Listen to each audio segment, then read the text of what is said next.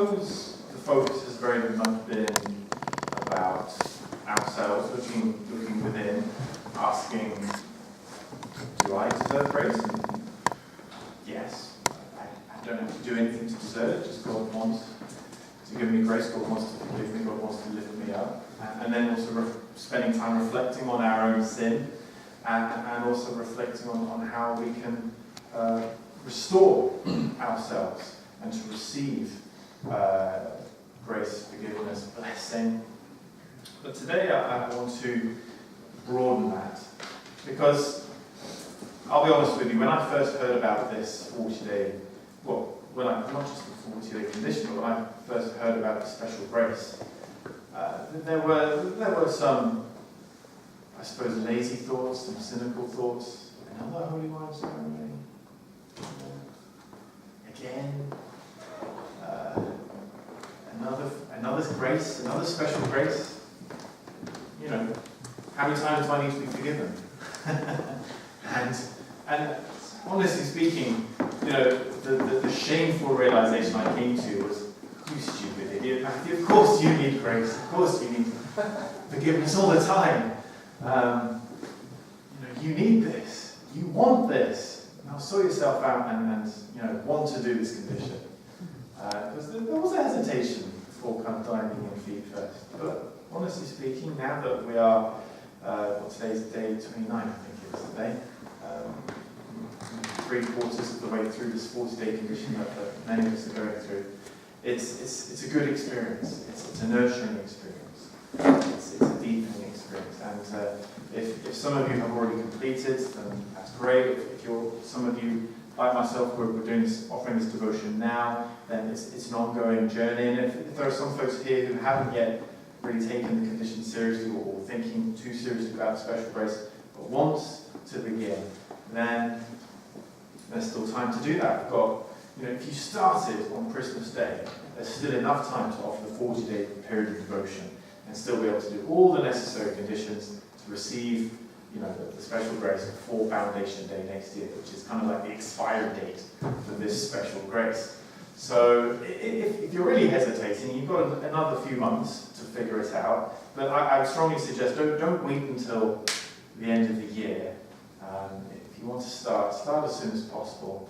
You can start any time you want, but I think the next European-wide coordinated 40 days, I think is starting on the 5th, when is it? No.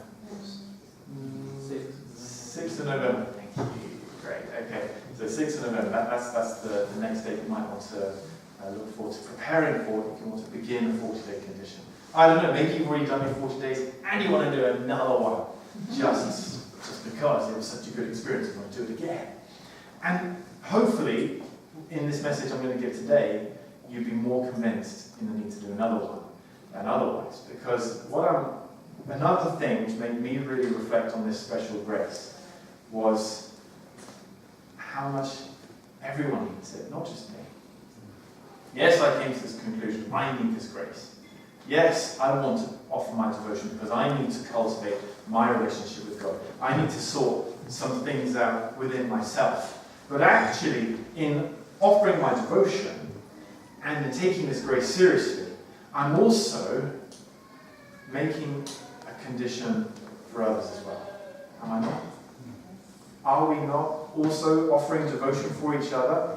In the very fact that we're doing it together means that we're doing it hand in hand. We're not just isolated individuals going on our lonely journey of faith by ourselves, but we're participating in this journey as a community. That we're undergoing a transformation not just as individuals, as a community.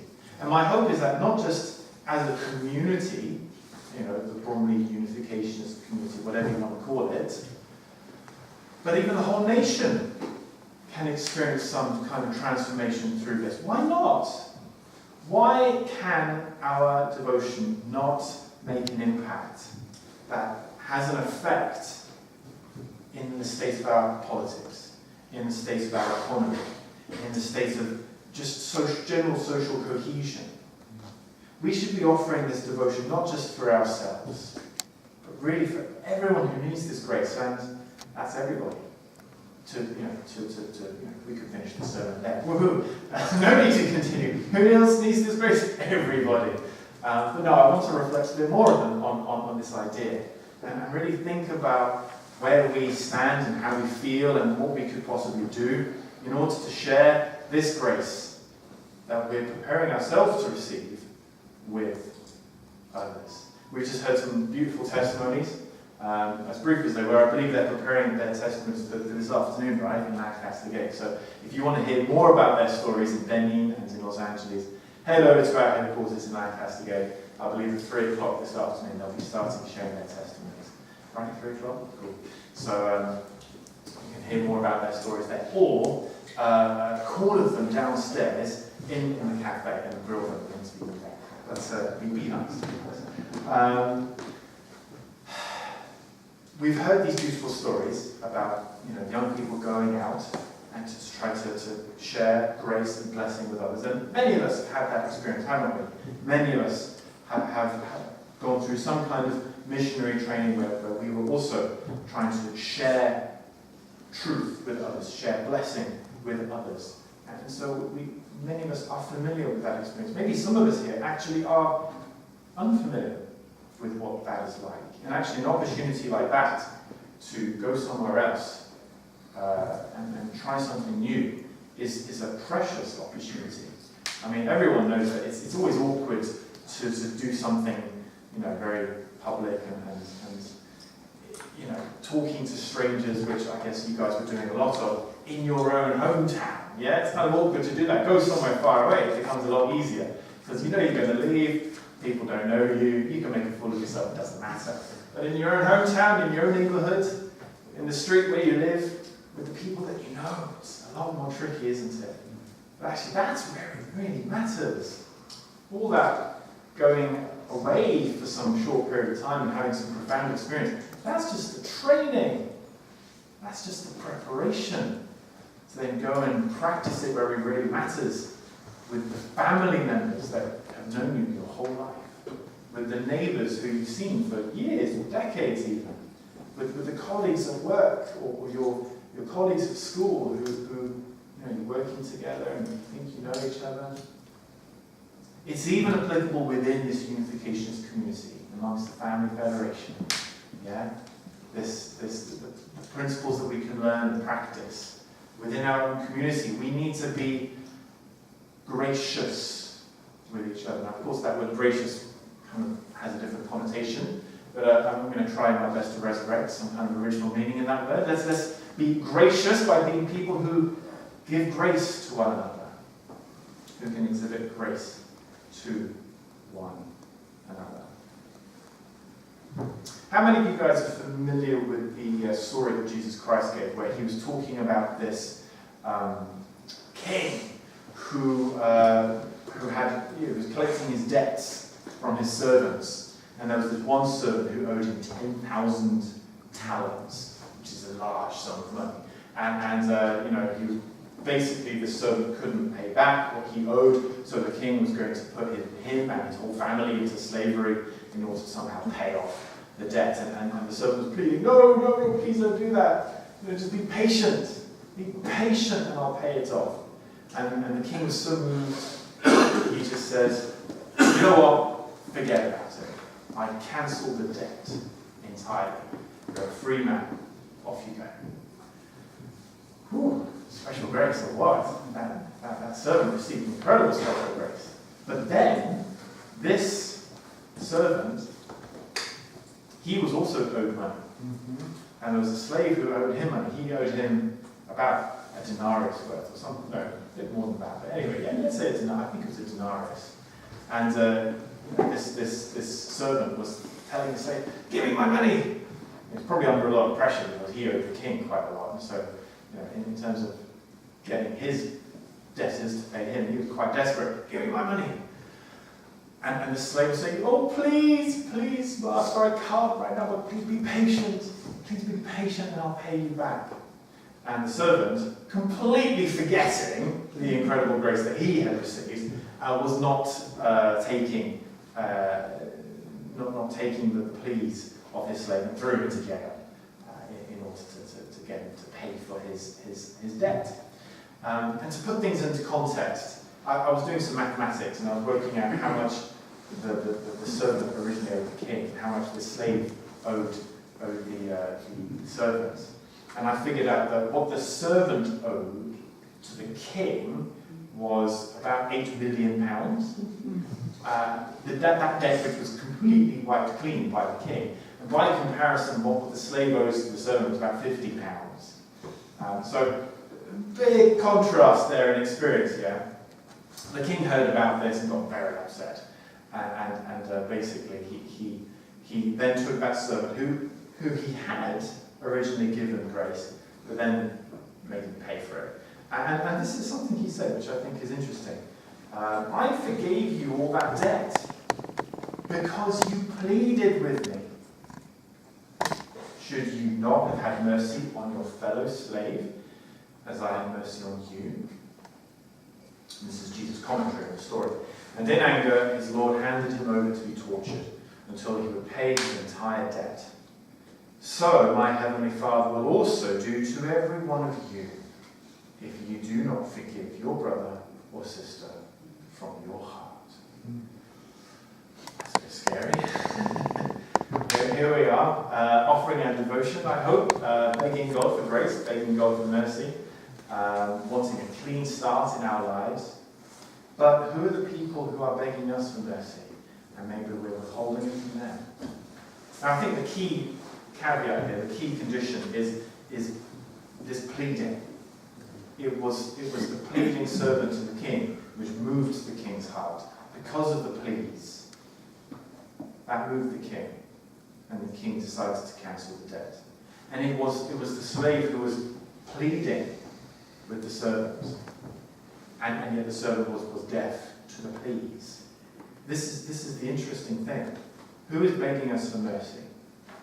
Who wants a clean start in their relationship with me, with us, but we're withholding it? Maybe someone has a reputation, but we know someone and they're always like that. They're always the same. But actually they don't want to be like that.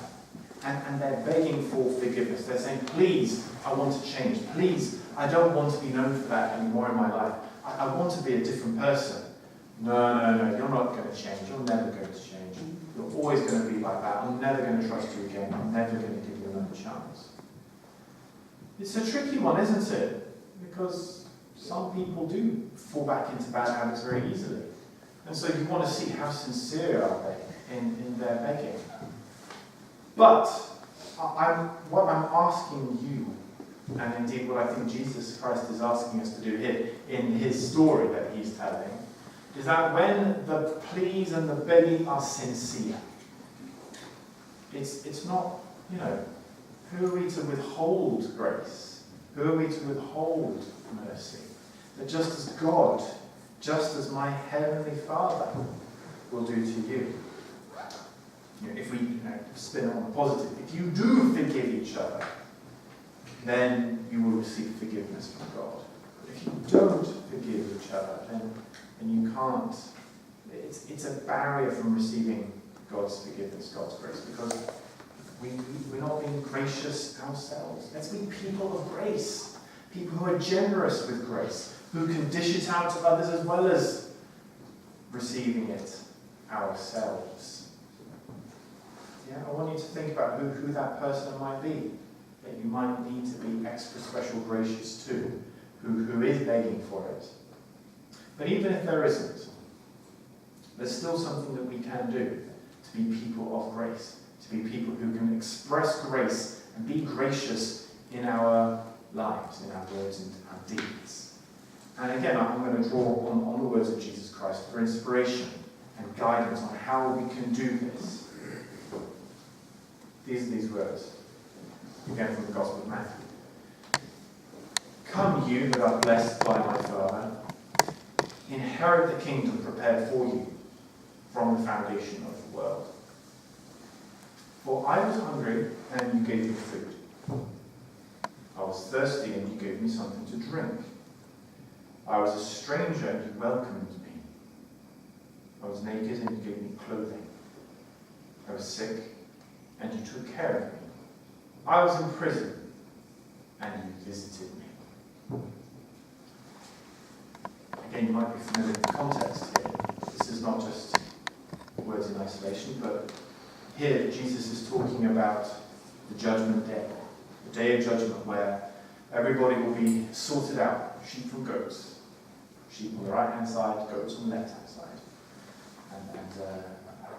Why are the sheep saved? What have they done to be deserving of being on the right-hand side of God? This is what they did. And they don't know why. They don't know how they did this. They said, God, when did we feed you when you were hungry, give you drink when you were thirsty? All these things. When did we do that? And God said, it's when you did it to anyone else. You did it to me.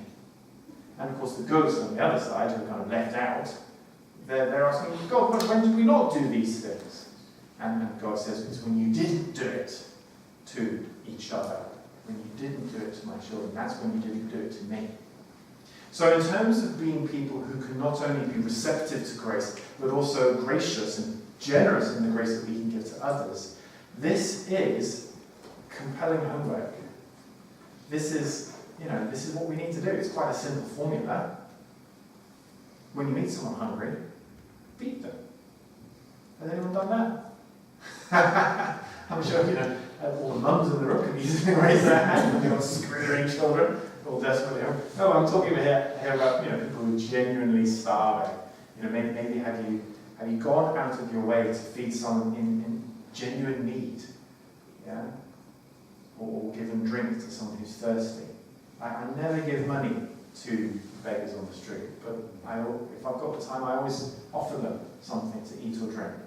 If I've got something in my bag, I'll offer that to them, or if there's a shop nearby, I'll say, here, let's just go to the shop, I'll buy you something.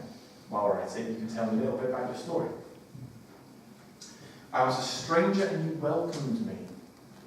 How hospitable are we to strangers? Yeah? Many of our Family Federation communities, and indeed any group of community or a club, has the threat of being cliquey, yeah? Where it's difficult to penetrate for an outsider. I'd like to think probably it's not too bad, actually. That we're generally quite a hospitable bunch. Maybe these guys at the front, they can give us some feedback afterwards, yes or no, were we or not, I don't know. But generally speaking, I think here in Bromley we're not too bad. But it is a danger that we become a little bit too comfortable with each other. That this is my group, this is who I'm comfortable with, and oh look, there's a new person. And this is kind of disrupting the balance of things. I don't know if I can, what to say to this person. Am I welcoming to strangers? Not just strange in the sense that they're brand new, but strange in the sense that they're different. They're weird. Yeah? Because inevitably differences are weird because we've never experienced them before. It's a natural emotion. The emotion of recognizing difference is not wrong in and of itself, but how we choose to act in response. Do I welcome these strange, weird differences? After all, I'm strange and weird to someone. Yeah? I was reflecting about this recently. Why are some people so shy? And being someone who generally tends to be quite shy, I was reflecting about this myself. And what I came to the realization was, I'm shy because I know I'm weird and I don't want other people to realize how weird I am. But then I've come to a point in my life where I've realized actually being weird is quite normal, that everybody's weird. And to overcome my shyness, I should just be happy to share my weirdness with everyone. and encourage others to be comfortable in their weirdness too. And we can all be weird together. It's lovely. So, I think in terms of welcoming strangers, let's discover what is strange about each other, what's weird about each other, and welcome it, to nurture it and celebrate it. And not just keep aloof, to keep some kind of superficial politeness going on, where actually there's a dearth of intimacy. Let's go beyond the politeness, let's go beyond the niceties, and really get to know one another. I was naked and you gave me clothing. Thankfully, we don't have those kinds of situations in our contemporary society so much, but there are other, maybe we can think about what are the contemporary examples of this kind of idea. I got fired from my job and you comforted me. My marriage broke down and you offered me friendship. Well, what are the other contemporary circumstances where we can show grace to one another, to people who are in need of grace? I was sick and you took care of me. Now, that's an awful lot of people, isn't it? I was in prison and you visited me, or I was in hospital and you visited me. All of these things we can do. But we can do it with each other. But also, how much are we stretching ourselves to try to share this with everyone else, with the neighbours on our street, with the colleagues at work? That we don't just practice grace amongst this community of grace. That's also, we should be doing that. We should be visiting each other, we should be welcoming each other, we should be doing all those things. But then to take it a step further, to be gracious to people we really don't know that well. To people who probably are completely unfamiliar with God and unfamiliar with grace. And not with the agenda that we want to, convert them or something like that, but just because they need grace in their lives. And we want to be agents for grace. If they discover God in the process, well, that's a miracle. And the glory really does belong to God and parents then. But I just want to be someone who can give grace to someone else. And that is my blessing. That is my reward. It's what True Father said. This is what True Father said on the 3rd of February 1987. True Father said, I count those suffering times as God's blessings, because thereby he would bring me something greater, something even more valuable, something infinite, the honour of pioneering the path to give the blessing to all humankind. The context of this, True Father is talking about the incredible life of persecution that he's lived, the insults he's received, the torture that he underwent in prison, where hanging onto life by a thread, that kind of experience.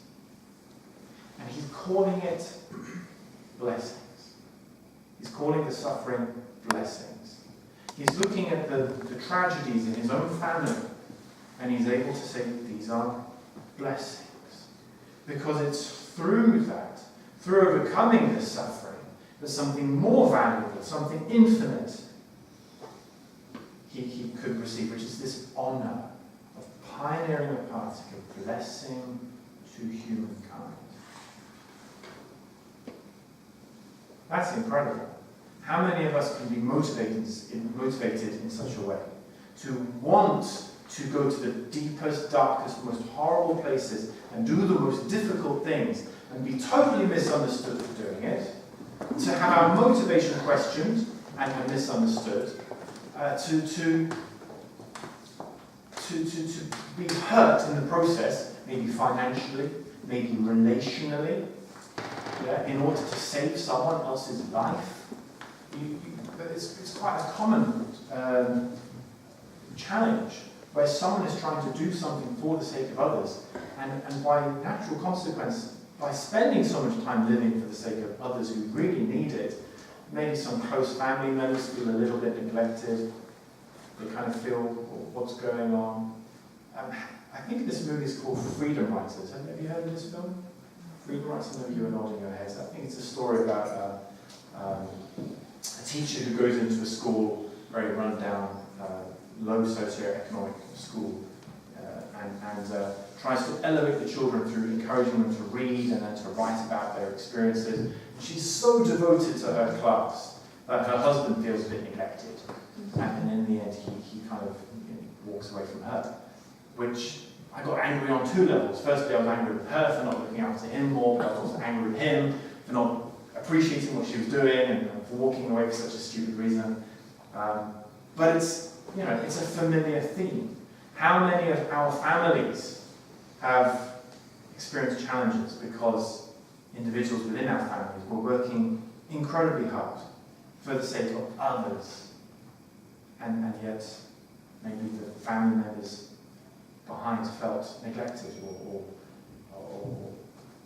lack of love or whatever. And yet, can we call those suffering times blessings? That's hard. That's really hard. But that's the standard true father set. That's the standard true parents have set. Being able to go through this incredible path of difficult suffering and to be able to find ways of transforming tragedy after tragedy after tragedy into victories. Countless declarations of victory, proclamations of victory, sometimes in the face of disaster and tragedy. When their first son, when parents, not their first son, but when Hunjin, their first son to ascended, what was that occasion called? The day of the victory of love. Crazy to turn this tragedy into a victory, and their whole life has been like that, for the sake of sharing blessings with others. That's a hard sell, I'll be honest with you. It's difficult to ask all of you to do that, to say this is the path that we should all follow. Of course, true parents have established this model course, for all of us to follow. And you know what? I am going to ask you all to follow it. We all want to follow their example and do the crazy things they have done for the sake of liberating the world and sharing grace and blessings. But I know how incredibly hard that is for us to really do. It's a big sell, and many of us are not going to buy it. We're going to remain within a certain comfort zone. Maybe though there are some comfort zones we're willing to challenge, some walls we're willing to break down in our hearts for the sake of stretching ourselves, but there are some maybe which we're a bit hesitant to tackle. But that's okay. Let's do it one by one, step by step. But gradually work towards that goal of being people who really can put everything on the line for the sake of saving others. That's how gracious I want us to be able to recognize the need for grace in others, and to know the joy of receiving grace ourselves and being unhesitant in pursuing whatever path is necessary to share that grace with others. And I'm going to conclude with the words which Papa Eddie has already introduced to you. They are beautifully poetic, aren't they? And I want to share them with you again, because as difficult as this is as a path for us to follow, as difficult as it is for me to invite you to do this, let's turn our eyes up towards the vision. What is it that we are aiming towards becoming? What True Father's trying to do is to shine a light that will help people to change, to become God's eternal, original stars, whose light will shine in the world. It was incredibly challenging to change my lighthouse, True Father says, my lighthouse lamp into the shining sun. Yet with this as my goal, I have come this far. I like astronomy. I love where I live, because in the evening, if there are not many clouds, I can look upwards, look up to the sky, and I can see a fair number of stars. It's not like living in Lewisham or somewhere like that, where there's a bit too much light noise. Thankfully, I live right next to a forest, and there's a kind of dark corner where I can see quite a lot of sky. And there's my favourite constellation, I can't pronounce it, but with these tiny little stars in the middle of the sky, if I can see that, I feel really happy, because it's my favourite constellation. Every single one of those stars has a story to tell, has a place in the universe, has its own unique chemistry, its own physics, its own solar system, its own place in the world. Some of those points of light are planets, some of those points of light are entire galaxies with their own family of stars. And I love the idea that every single one of us is destined to be God's eternal, original star, shining brightly with our own light, not just reflecting the light of somebody else, but shining our own light. And true fathers come to share grace with folks so that we can all shine brightly in our own rights. And he's humble about his own origins, seeing himself as a lighthouse blinking in the daytime. Who can see a lighthouse in the daytime? No one pays attention to that, because it's daytime. They've got the sun in the sky. If you want to be seen in the daylight, you have to be even brighter than the sun. And so that's what true father's trying to be. Ever trying to challenge himself to shine a bright light of truth and an example of love for others to follow. Another way of looking at this, I don't think true father originally intended this meaning, but our contemporary society is quite obsessed with celebrity stardom, isn't it? Yeah? And it's true to say that the stars that are celebrated in our culture today, what kind of light are they shining? That they tend to be, if they really were a star, which could just be a flash in the cosmic pan, they burn up very quickly and then just be left in darkness and cold. But I think the kind of stars that we're talking about create a legacy where we're going to explode in some glorious supernova, which creates a beautiful nebula for everyone to see, or even creates, second generation, third generation solar systems. Do you know that the sun is actually a second generation star? That it's not first generation maybe. In order to create the elements that we have in the earth, another star had to exist and die for the sake of having the elements in our universe, in this solar system, for the sun to coalesce and create a new star, and for the rocks and things to create new planets around it. Okay, I'll stop going off on those kind of scientific tangents. I might lose some of you while I get so excited. But I really like the poetry here and what True Father's talking about here. Let's become stars who shine a new light of celebrity for the world. Why not? I think people are desperate for stars and heroes they can believe in. It's so disappointing when you read the Wikipedia articles about so many of celebrities. Yeah? Or recently, I'm sure, maybe some here are heartbroken by hearing about Brangelina, right? Oh no, them as well. But they were such a happy couple. They were the model, ideal Hollywood family. Oh no, they've let us down as well. Let's create some new stars. Let's populate our solar system with God's original, eternal stars. That's what's motivating me. And I think that's what motivates true parents, and that's what I want us to be motivated by too. That we want to shine a light of grace, to be beacons of grace, to show what it's like to receive grace. This is me, in my broken reality, receiving grace, being uplifted by that grace, and then being gracious to others, being able to show what it's like to practice grace with others. So that's what I want us to do this week, to show grace to everybody. There's a double meaning there. To show what it's like to receive it, to be the examples of people who have received grace, but also to show grace to others, to be merciful and compassionate to the situations of others, and be generous in our grace. Then if we can do that, this community will be gracious, and it will just be lovely. We'll just be burning brightly with our brilliant light, inspiring each other, dazzling each other with our different colours and weirdness. It will be different but beautiful. And then our community can shine a light to the nation, allow this nation to shine brightly in the neighbourhood of nations, to be a beacon of light.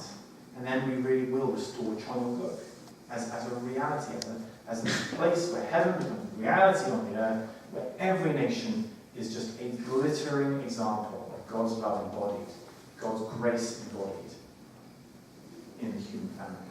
Would you like to stand and join me for a word of prayer? Dear God, good morning.